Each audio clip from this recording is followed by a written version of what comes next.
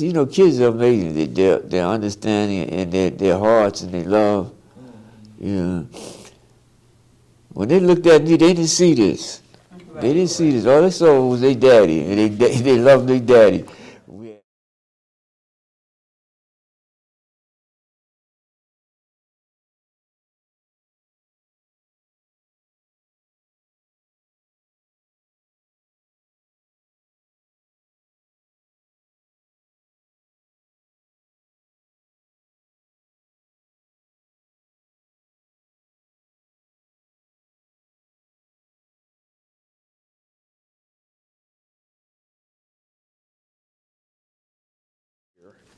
I heard a question, Martin, that I thought was interesting, and I think there's a way that you may have moved fast past it. Okay. And that is the question of September 9th happens, you're in the hospital for 11 months, almost a year, right? Yeah. Your children turn 1 in that period of time, and somebody is caring for them, and that somebody is not you. No. Because you're in the hospital. Yeah. And so what is the connection in that time frame? What is how is Kathy holding up? What's the family going through? What's all of that just in that year's period of time where it's almost like Martin is not even alive right now? Martin isn't even alive. Martin is in a bed in a hospital and life goes on. But what's going on with mom, family, children? What, if anything, do you know about that year where you're not even off the hospital bed? Okay, to clarify that, Kathy didn't have these dialysis problems until around when they were 6 or so. Okay. Or 7. Actually, when I was in the hospital, about midnight, she came, and you know, I had that kind of status because I was in ICU, so I could get visits that time of night. And she came up to see me. That was funny. I was glad. I mean, taking care of the kids and all that, and she still managed to come over to the house. Anyway, she was tired, so she got in there with me. And the nurse comes and says, "Hey," I said, my wife was tired. Then she got, I said, she's not going nowhere. She's tired. She's going to lay down there and go to sleep. And I said, you know, I'm happy about that now, and I'm saying, like, but I actually talked to her, you know, and she was nice enough to leave us alone till like 6 o'clock in the morning. And she slept, and we just held one another. And she kept on saying, I'm so sorry this happened to you.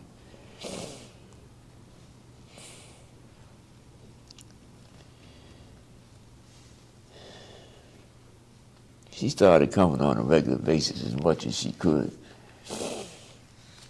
She stayed with me.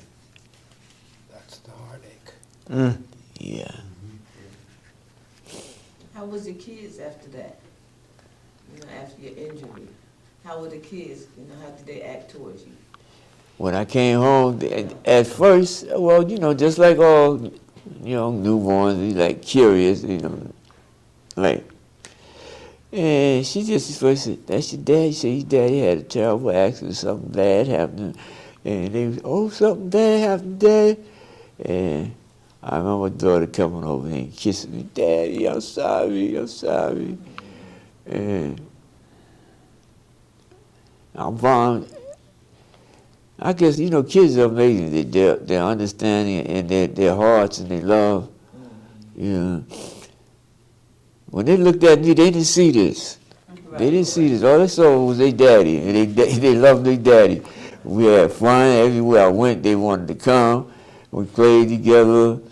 You know, we went out and communed with nature, and he would bring things back to me, ask me what it was. And Yeah, if everyone could stop growing by the time they're 1 or 2 years old, the world would be a much better There place. you go. Yeah, right. It's a good one. Yeah. Yes. After that, we just all get spoiled. Yeah. Yeah. I call it worldliness. Martin, share the story of how your children used to have to fight because of what happened to you. Oh, yes.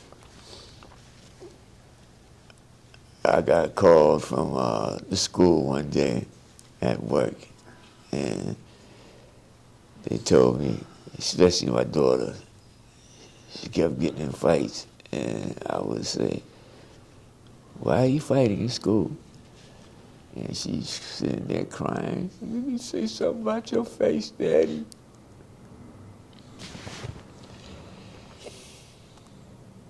Made me cry that my children had to go through this.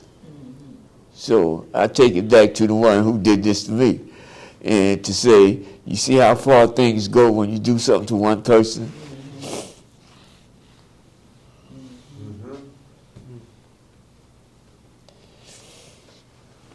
But after I talked with her and her brother, let them know that about this world and that there's going to be people that's going to say ugly, mean things. Most of the time I tell them that they're sick, you know, and my children understood. So anyway, what made me glad about it, she wasn't getting into fights in school anymore, you know. So you have trouble? Somebody says, go tell the teacher. So I was proud of that. Yes. Fast forward to today, I guess your kids are 42. Yes. You said you're in touch with one but not the other? Yes. And what is it like, where's your relationship like with your child? I think it's your daughter that you are in touch with. Is it okay? Sort of like touch and go. You know, you get up, you get angry because I get angry at myself. But I take it back to the original blame.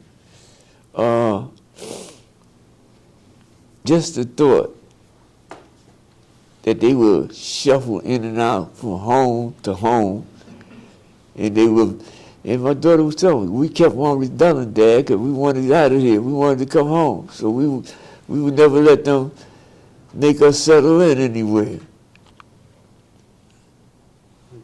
So I don't know, crazy that with this little strategy, but